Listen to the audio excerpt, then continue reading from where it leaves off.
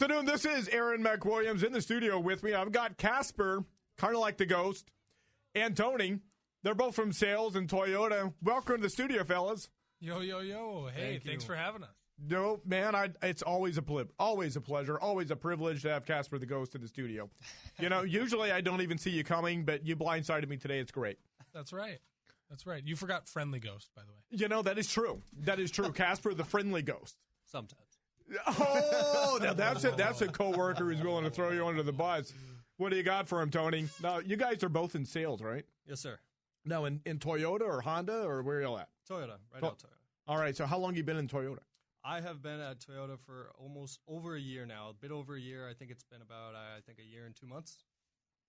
Do you like it? I love it. I love working at Toyota. What do you like most about it? Well, it's the best brand money can buy, I tell you what. You know, I agree with that.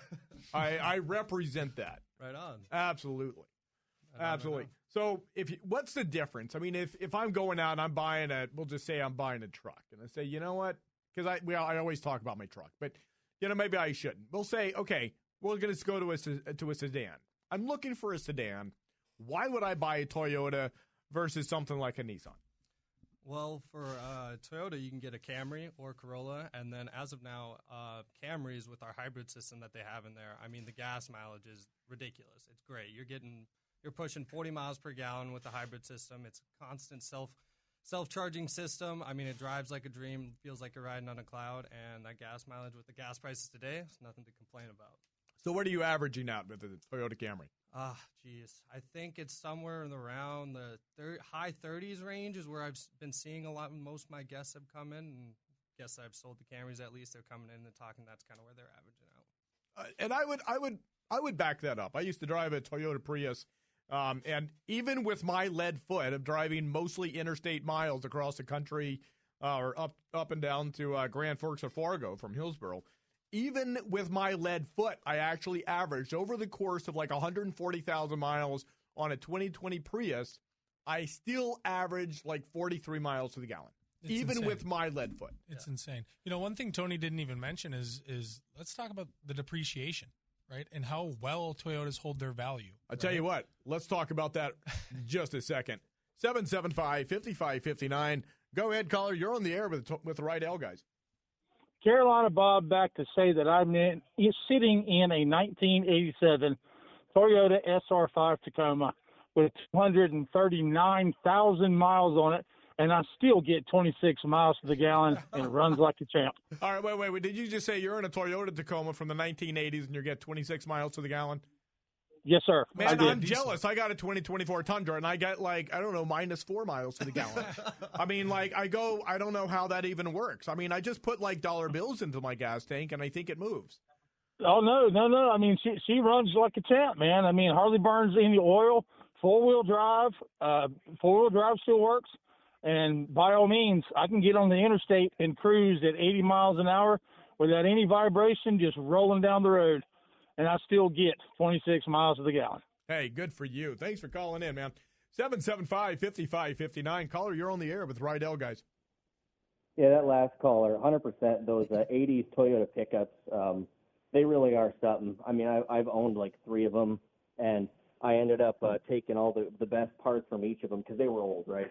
And I made kind of a Frankenstein Toyota pickup. And awesome. I 100% believe that guy gets 26 miles per gallon because I assume he has the 22 RE in that.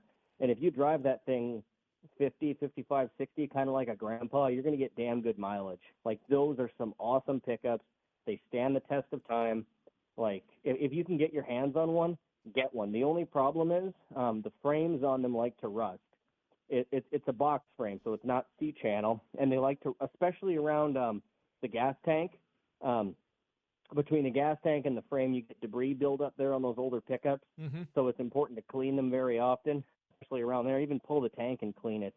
And it's actually not too hard to do rust repair on those style of frames. It's kind of daunting because it's welding on the frame, but I've done it many times. And those pickups, they just keep moving. I love them. That's cool. And that's before they got really complicated. Thanks for the call. 775-5559. That's how to join us on the show.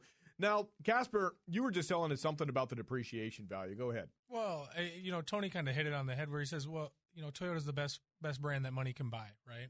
Yeah, it's the best brand that money can buy. It's the best brand you should buy if you want to save your money and see your money work for you over the course of ownership, right? When you talk about a Nissan, whether it's a Sentra or an Altima, right? Altima's kind of the comparable to the Camry. That's a great vehicle too, don't get me wrong. I love the Nissans, right? Nissan Altima's fantastic. When you look at it, yeah, you might spend a little bit more money on a Toyota 3, 4, 5, 10 years down the line, that Toyota is going to pay you back.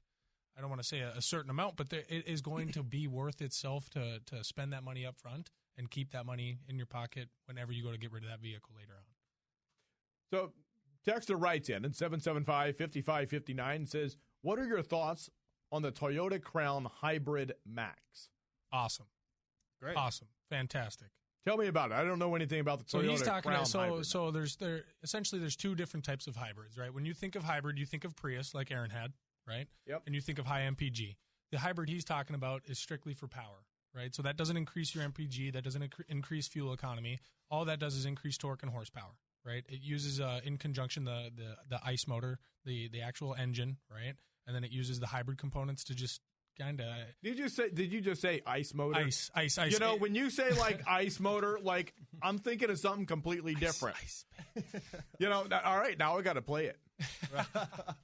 So it does. So it's not a hybrid in any capacity. It is a hybrid in all of the capacity. It's just increasing your horsepower, your torque, your 0 to 60, your top speed. I mean, everything about it is just a beefier, more fast version of what the other MPG or more fuel efficient, more fuel focused hybrid is, right? So when he says Crown Hybrid Max Platinum, right, or Max, that's the key word when you're looking at the Toyotas. If it says iForce Max, right, Hybrid Max, that means it's strictly for power. Grand Highlanders have the same kind of powertrain in them. So what kind of gas mileage did you get on that kind of thing? On that one, it's going to be similar to what a regular gas motor is going to be, right? So you're still going to get anywhere from like that 20 to 25 range on that vehicle, right? Compared to the Crown with the regular hybrid system, you're going to be sitting anywhere from that 30 to 40 range. So or on a Crown Hybrid Max, are you pushing like a 6-cylinder, an 8-cylinder? It's a 4-cylinder. Okay. Yep. 2.4 liter, turbocharged with the hybrid. They say that's kind of interesting. You said that is a turbocharged engine. Yes. See, usually Toyotas don't have a lot of turbocharged. You don't see a lot of turbos in it. Right. Is that something that Toyota's moving towards? Because I got my Tundra in 24, and I've got a turbocharged 6 in it, and I was kind of disappointed by that. I think everybody's moving towards it.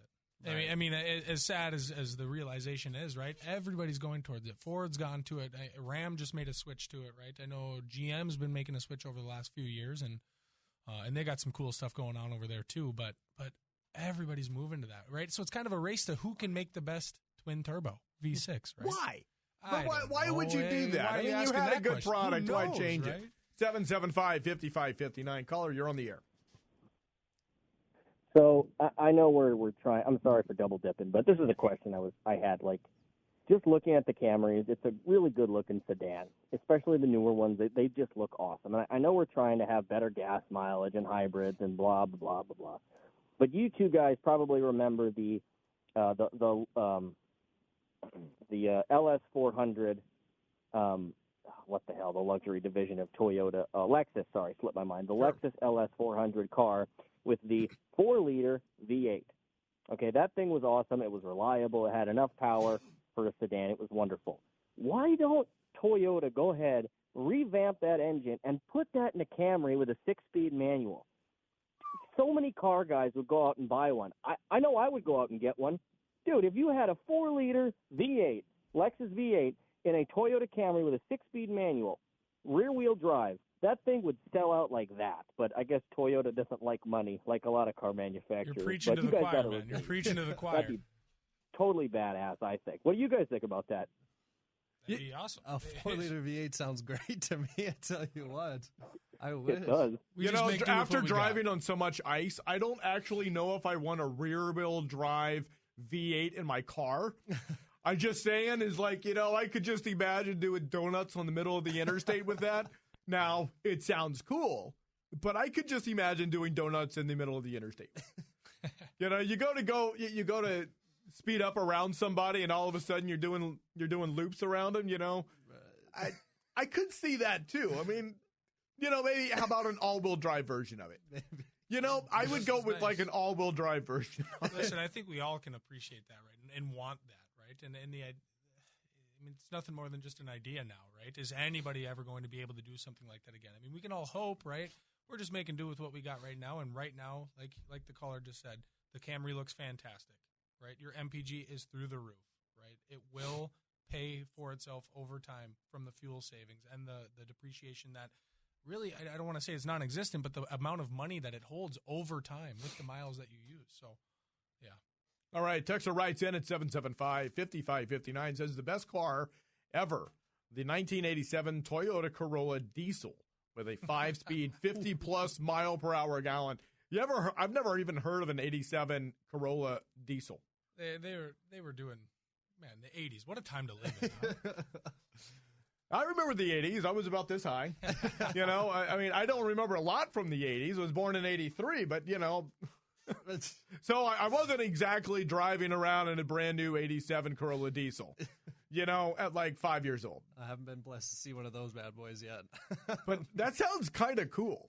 Oh, yeah. What was it like back in the 60s? It was in the 50s or 60s or something where there was actually a turbine car. There was a jet-powered car. Jay Leno has one in his garage. What doesn't Jay Leno have? Well, that's true, too. That is true, too. 775-5559. Caller, you're on the air.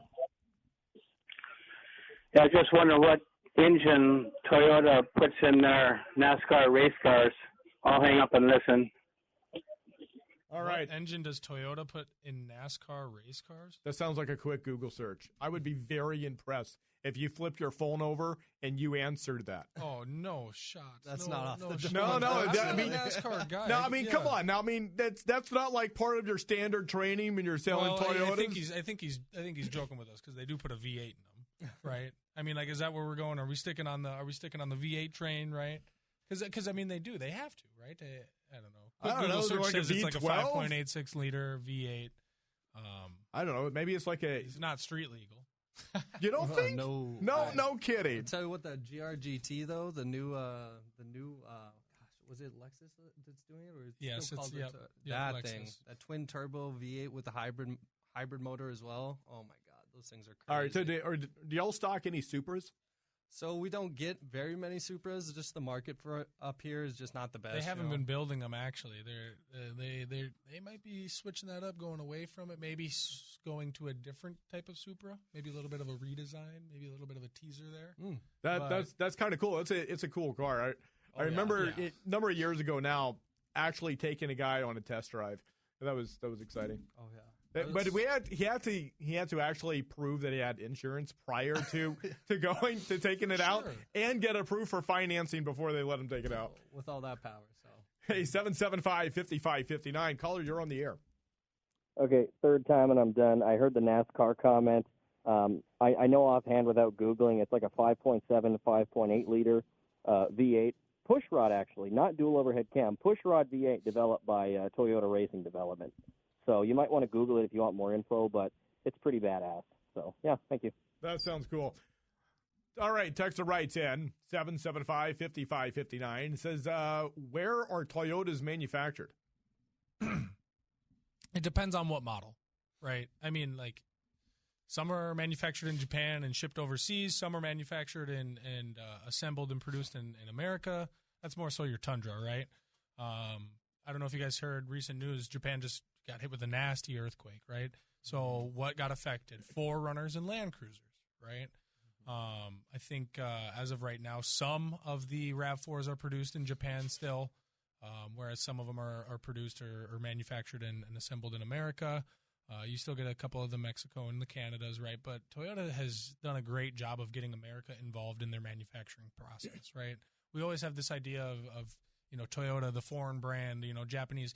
Some of their vehicles are more American built and more American made than some of the American companies, right? Sure. And as funny as that is, but it really does to the texter's question. It really does depend on what model you're looking at, and then even on some cases diving in a little bit deeper, what trim level you're looking at. So, yeah, that's a good question. But Tundras are primarily produced and made and manufactured in America. Woot, woot.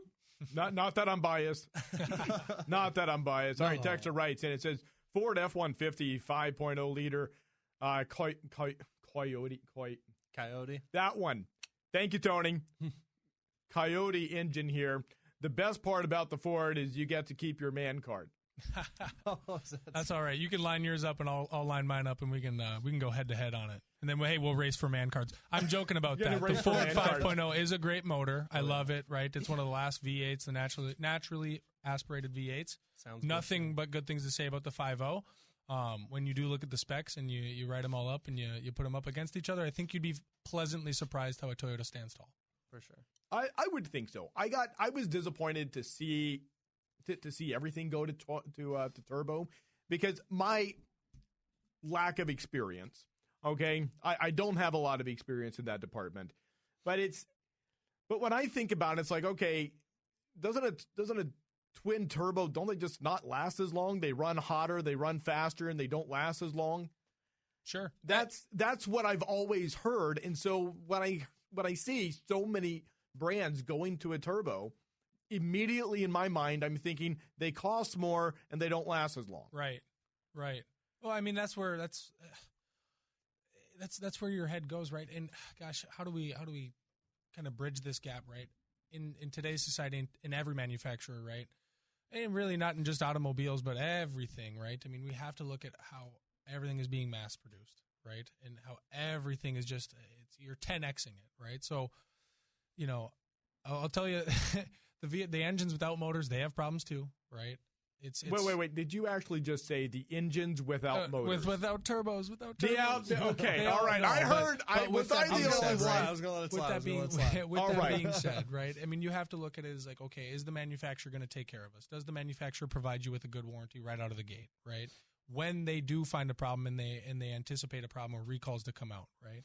Do they take care of you? Do they look after the consumer, right? Do they look after it? I don't know if you guys have read in the past couple of years, right? But your Tundra went through a massive recall, right? Toyota did a great job of getting those guests in, getting the consumers in, right? Whether it was at the dealership that you bought it from or a different dealership, right? You were getting it in, you were getting the service work, you're getting a new motor, OEM, everything rebuilt, right?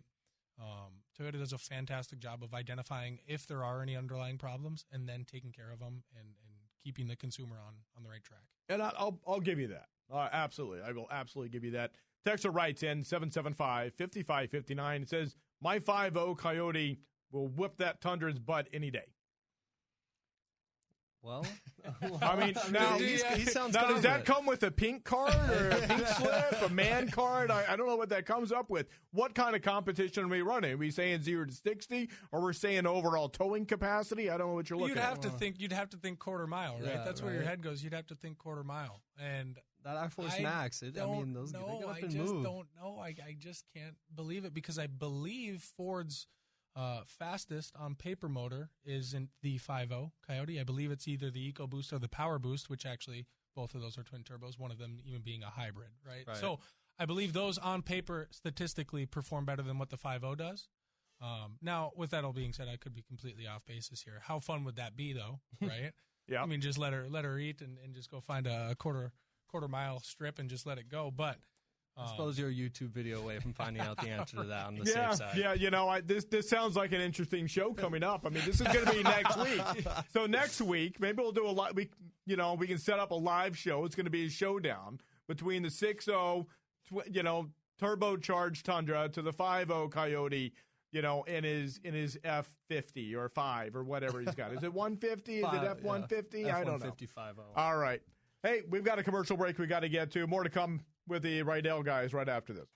All right, now if you were singing along to Ice Ice Baby, then I think I know how old you are. Just saying. All right, Tony. Yes, sir. Casper, you guys know all the words to Ice Ice Baby, don't you? I think you'd be horrified at how that would turn out. I could lie and say word for word, but I don't. You see, there was a point, that I actually could know. I did know confidently all of the words to Ice Ice Baby. This came onto the radio while we were driving our Toyota Prius, by the way, and my wife looks at me, and she her just jaw dropped. It was like, oh my gosh, I cannot believe that my straight laced, teetotaling kind of husband is wrapping was that Ice Ice during Baby. Were you husband wife or were you boyfriend girlfriend? Because that might have sealed the deal. That could have. Not for my wife. No. We'll just say it's a good thing that we were married when I sang Ice Ice Baby when we were going down the interstate. Okay. Otherwise, no. She would have called off the wedding. For sure. There's a couple of those songs that still somehow rattle around in my head. All right. Texter writes in at 775-5559 and just says, hey, just want to send some props out to the salesman over at Toyota. I just bought a used car from them last week, and they were friendly, knowledgeable, helpful, and it was a smooth process. They are great to work with. Recommend checking them out. Worked with Mark, but they are all great. Big country. Yeah. There you go, man. That's awesome. We appreciate the feedback. Absolutely. We love that. So another question for you guys. It says, question for Tony. How do you guys get the door dings out of the used and new cars? Does everything go through the body shop? For the most part, typically, yeah, we would go through our body shop. And, I have personally had a few instances, unfortunately, where I have caused some door dings. And so I believe wholeheartedly in our body shop. They do a great job over there. They get me taken care of, at least, for sure. Isn't it the worst? You park them really close, and you get there, and you open, and you're like, oh. A couple times I got to get skinny for sure. Yeah, no, for sure. I've been there, especially when you're moving all the cars because it's you're cleaning the lots for ice and snow. Right. Oh, man, that's when it happens. Dexter writes in and says, plus my World War II vet, Grandpa, will let me drive in his yard. Oh, wait. Sorry, there was one before that. It says, Ford F-150, 5-liter Coyote engine. The best part about a Ford is you get to keep your man card. Oh, plus my World War II. Another texter writes in and says, you have any antique Toyotas? Oh, geez. No, not necessarily at the moment, but geez, a while ago, I think there was a few months back, we had a 1994 T100, and that thing, besides a bit of rust, it was a 94, but that was a really nice. Wait, did you just do that to me? Did you actually just say? You better watch your words. Did you actually just put 1994 in the category of antique? Did you just do that? No, that's Or did you put that in? You didn't? That's what came up. This is awkward. You just did that. You just did that. I've never seen 29 look so good, if that makes you feel better. All right. Fair enough. Fellas, that's all we have time for today. Thank you guys for coming in. More to come, KNOX News right after this.